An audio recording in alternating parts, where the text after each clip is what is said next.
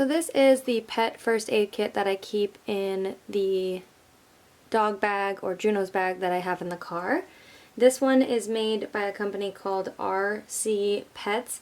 I am on their website right now and it looks like they may no longer have this specific one, but most of these smaller kits are going to be about the same. I will put a list on the screen right now of all of the things that came with the kit when I bought it.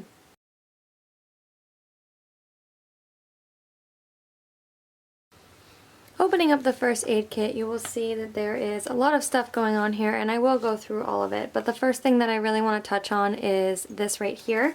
So instead of putting our vet's information on here, I put C tube, and the reason for this is I actually keep a tube like so in the car at all times, and inside here is our vet's information, contact information, anything like that. And the reason I have this instead is because it is blatantly out in front. So if I'm in an accident, they will see this and they will know to open it versus digging through a bunch of bags and trying to get to our dog first aid kit. So I have all of that information in there, and the reason for that as well is that this information changes. So if we move or we switch vets or anything like that, this information will change, whereas the tube will always have the most updated information in it. In this first pocket, I keep a soft muzzle. So this I did add to the kit. It did not come with the kit, but I do think that it's important to always have a muzzle in your first aid kit, and the reason for this is that when your dog is stressed or in pain, they may be more apt to be aggressive or bite, and you just want to make sure that yourself and anyone else assisting you in the first aid is going to be safe as well. So this is a great addition to a first aid kit. I'll have this one linked below. Like I said, it's just a soft muzzle, so it folds up super nice and fits right in this first aid kit.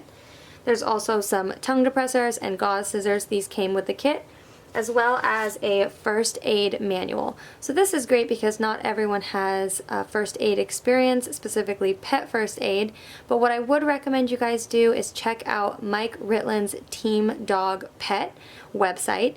He has some courses on there in pet first aid as well as pet CPR. They are fantastic courses, very well priced, and will definitely provide you a lot of information and a lot of knowledge that you may need in the event of an emergency. In this pocket here, I have antiseptic wipes, hand sanitizer, some tweezers, as well as quite a number of gauze pads here in the back, and lots of great things to keep your hands clean while you're working on your dog, and then tweezers are just a fantastic tool to have with you all the time. Now this kit did come with quite a number of adhesive bandages, which are not good on dogs and cats. Obviously they have fur, so I did remove all of the adhesive bandages from this pack, and I did leave things like the gauze pads and so on. In these pockets I have some rubber gloves as well as a large bandage, and then we open up into the main portion of the bag, which holds lots of stuff as well as lots of things I have added.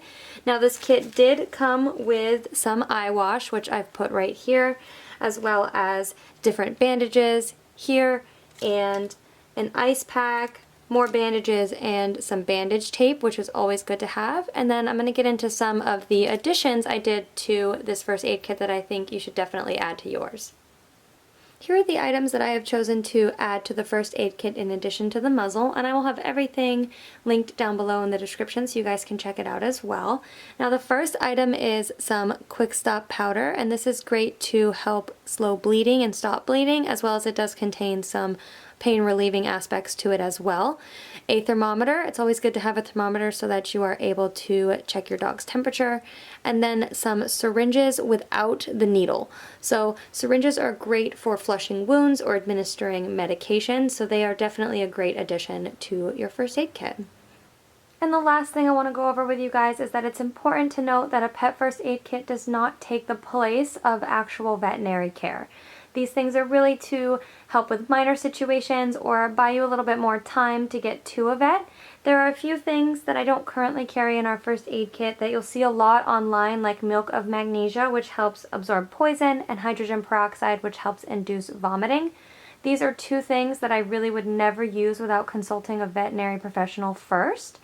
And really, like I said, it's just to buy you some more time to get to the vet and help you be a little bit more prepared for those minor situations. If you guys have any questions about what I keep in the first aid kit, where I got things, or anything like that, definitely leave them in the comments section below, as well as let me know if there's anything you think I should add to our first aid kit so that we can be better prepared. Thank you guys so much for watching, and we'll see you in the next one.